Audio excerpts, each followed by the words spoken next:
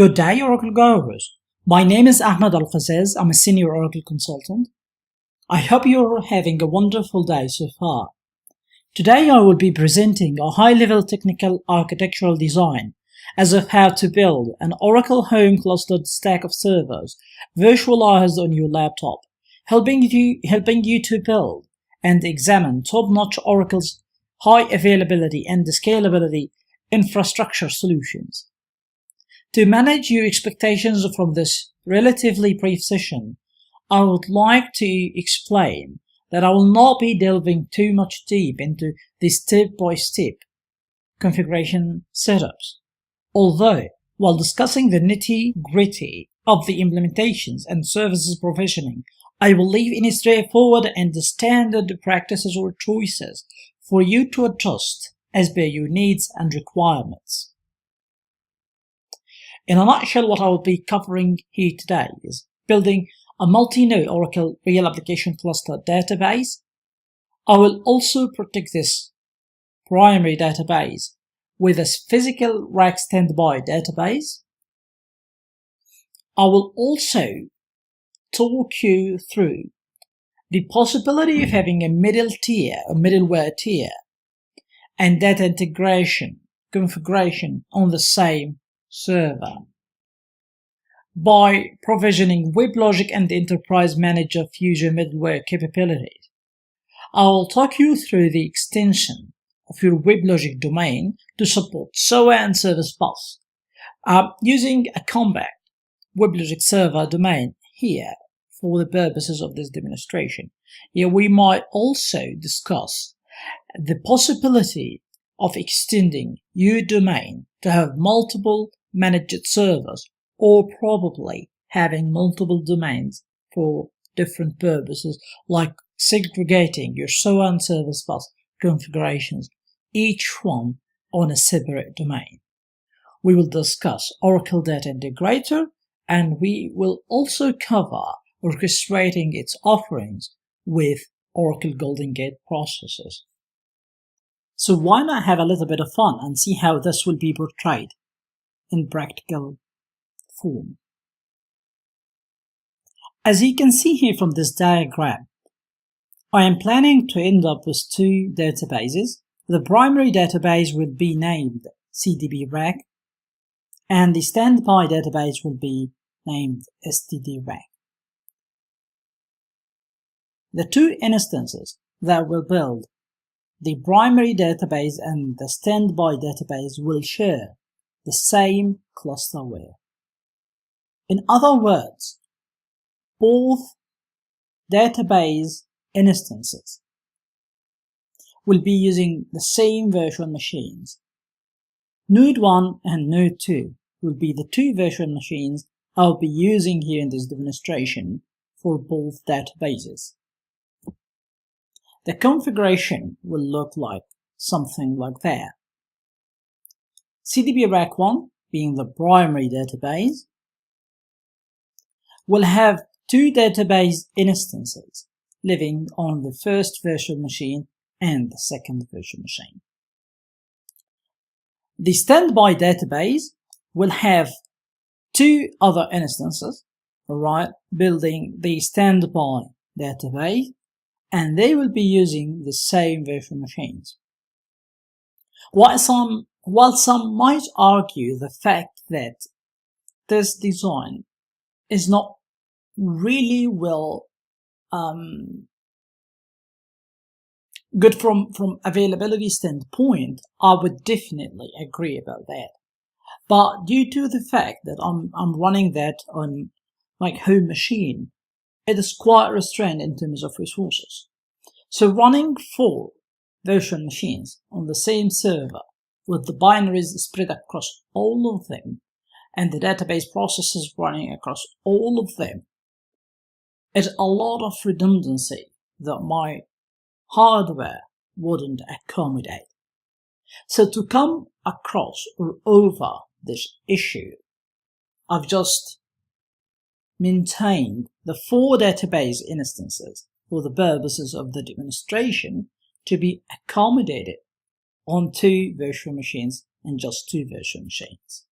You definitely can go more and one step further by creating 2 virtual machines for the physical standby database, which will be perfect, but again, this will just do fine.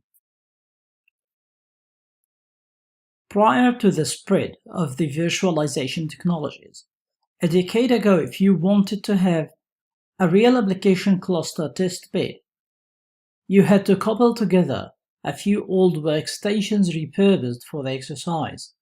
You also had to come up with some shared disks and network switches for the exercise. Getting all the pieces together proved to be very difficult. With today's VM technologies, you can have Oracle Real Application Clustering up and running on a laptop with very little effort compared to what you had to do in the past.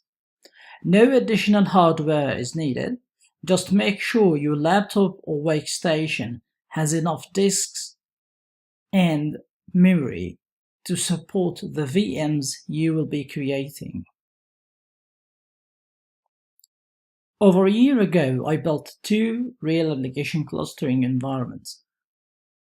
One of them was created locally on my laptop using VirtualBox, and another was created using VMware ESXi for an active UET environment.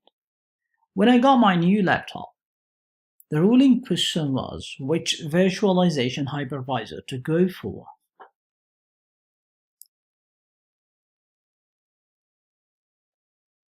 With VirtualBox environment, it was built on my MacBook, which was great to have, but while migrating it to the new device, things got messy with the network topology and interconnection between the RAC nodes. After a painful process, I was able to get the configuration together upon importing the VMs on the new device. While VMware always creates a fully transportable and platform-agnostic VMware appliances, I thought it might be convenient to try building RAC setup on VMware Workstation. As you might be already aware, the hardest part of setting any RAC environment on a local device, laptop for example, is to get the network and shared disks configured correctly. Otherwise, the rest is no different than installing real application clustering on traditional systems. This session segment will discuss how I set up the virtual machines on VMware on my MacBook Pro and get the network and the storage up and running. After that, getting Oracle RAC up and running is no different than any other system. You can similarly do this on your Mac or Windows PCs using VMware Fusion or VMware Workstation offerings. So, as we have just established right now, storage configuration being shared is one of the 2 major challenges to build your Oracle Real Application Cluster. There are 2 major approaches you can go for when you're thinking about sharing your storage resources. Either looking for a virtualization technology that will allow you to share disks virtually from one of the nodes to any other node in the configuration, or simply segregate the entire storage configuration within a storage server. This is my most favorable approach because it completely isolates the storage management into a separate layer. So on the iSCSI server, this is what I've configured. Alongside the root LAN, I have created 10 LANs, allowing the shared disks to be shared on top of them. From node 1, you should be able to access them, and I've also formatted them using Oracle ASA binaries, so those disks can be used for the grid infrastructure configuration later on. And now, as you can see, the term none has been accessed by the two virtual machines, node 1 and node 2, and the 10 disks are now available for consumption by the Oracle Grid infrastructure, software, and configuration.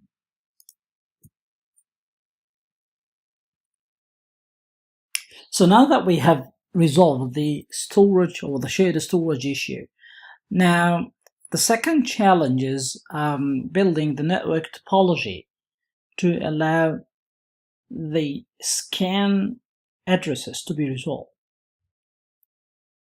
The single client access name or scan should be defined in the DNS or GNS to operate in a round-robin fashion between one of three addresses which are on the same subnet as the public and virtual IPs. In this configuration, I have configured a DNS server on the storage layer or the storage virtual machine, which is named iSCSI, to allow the virtual machine node 1 and virtual machine node 2 use this virtual machine as its network DNS resolution server. The subnet that I've used across the nodes, node 1, node 2, and the RAC scan is 192.168.56, and as you can see, it's consistent here across the three IP address groups. The private address will have a separate or a different subnet, which is 192.168.1.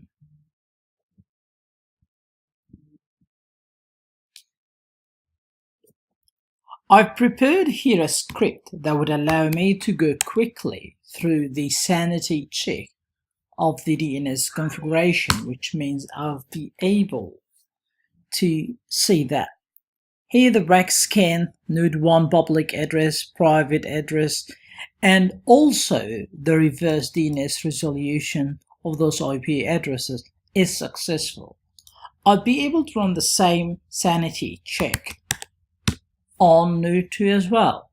And as you can see here, from node 2, RAC scan is resolvable, node 1, node 2, public and the private addresses, and the virtual IP address as well. Also, the reverse DNS resolution seems to be working just fine from node 2 as well, which is a great step.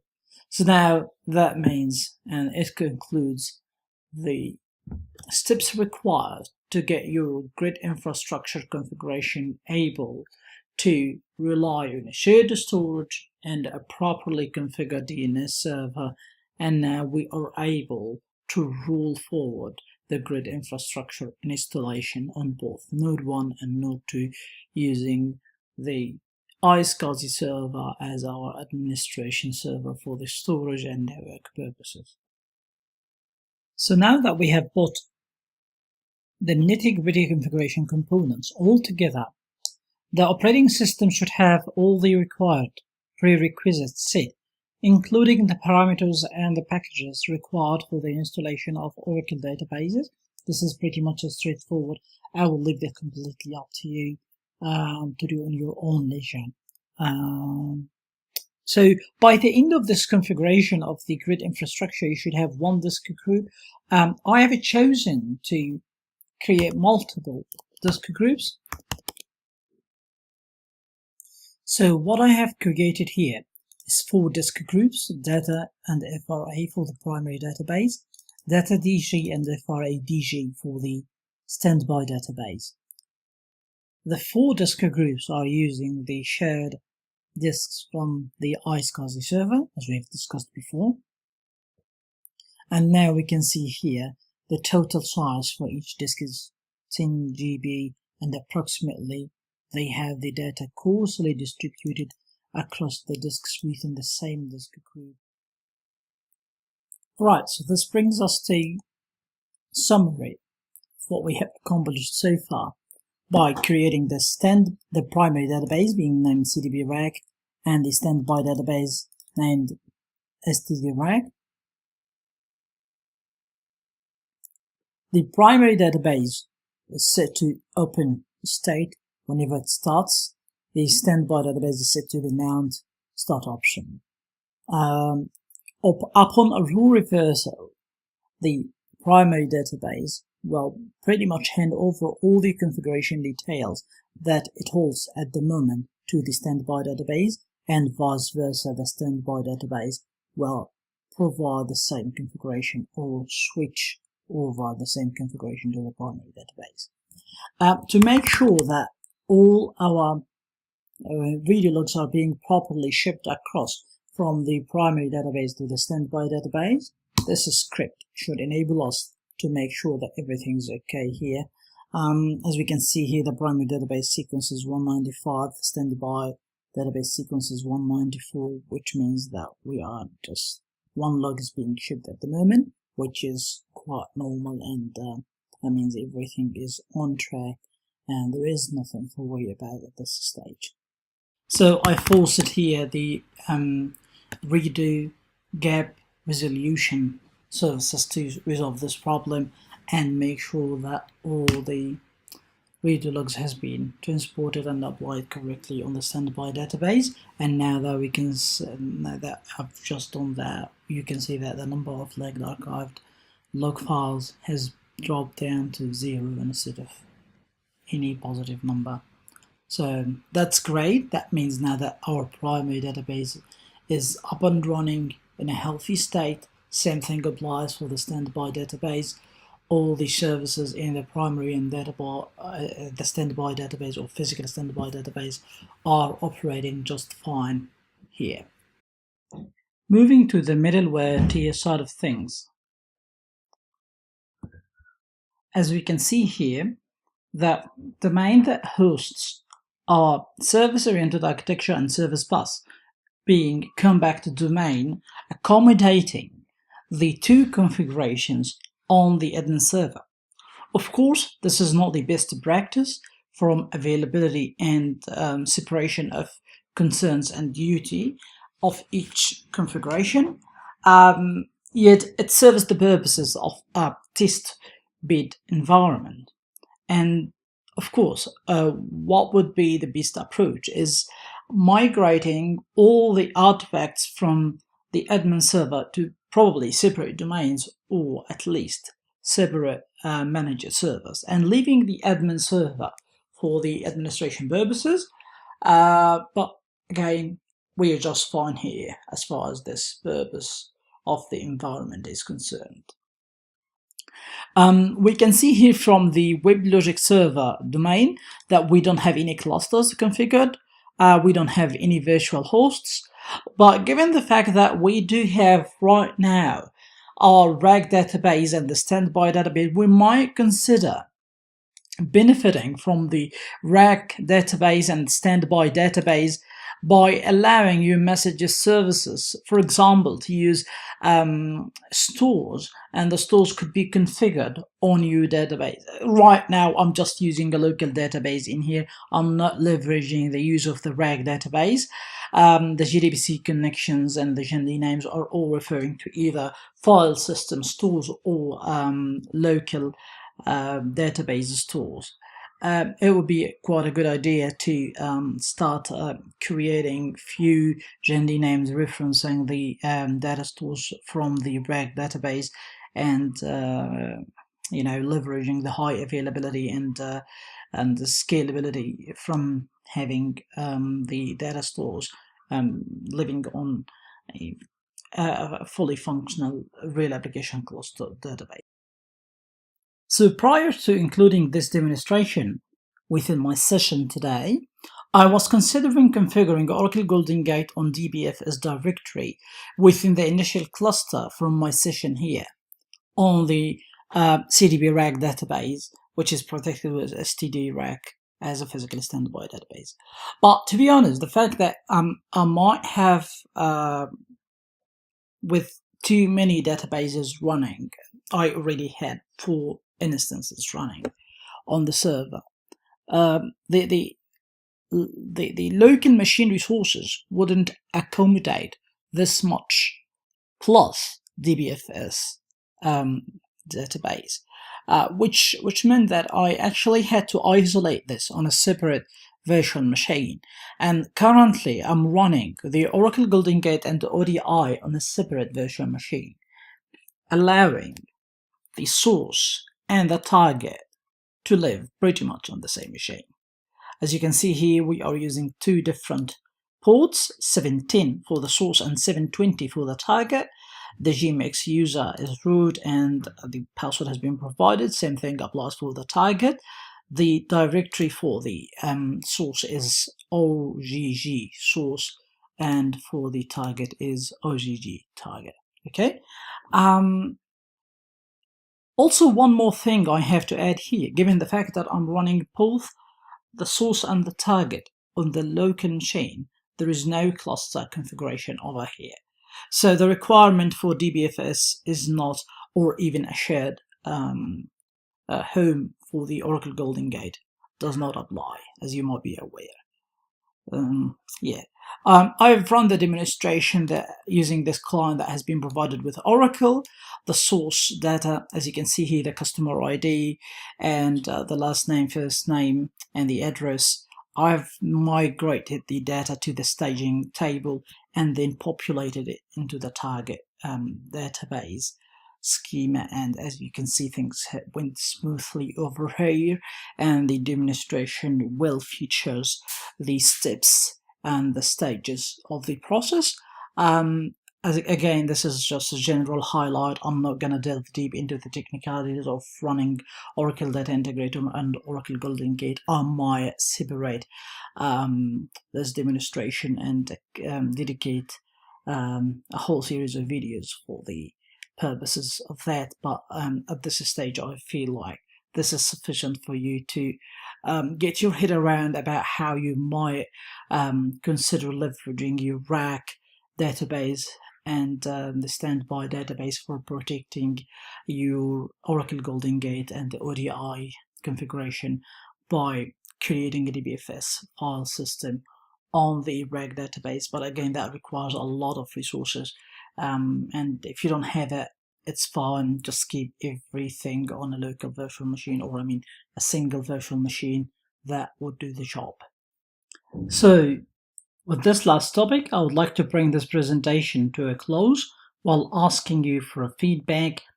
Also, if you have any questions about any topic I've covered here today, feel free to leave them in the comments section below and or message me for further discussions. Thank you for your time, and you enjoy the rest of your day.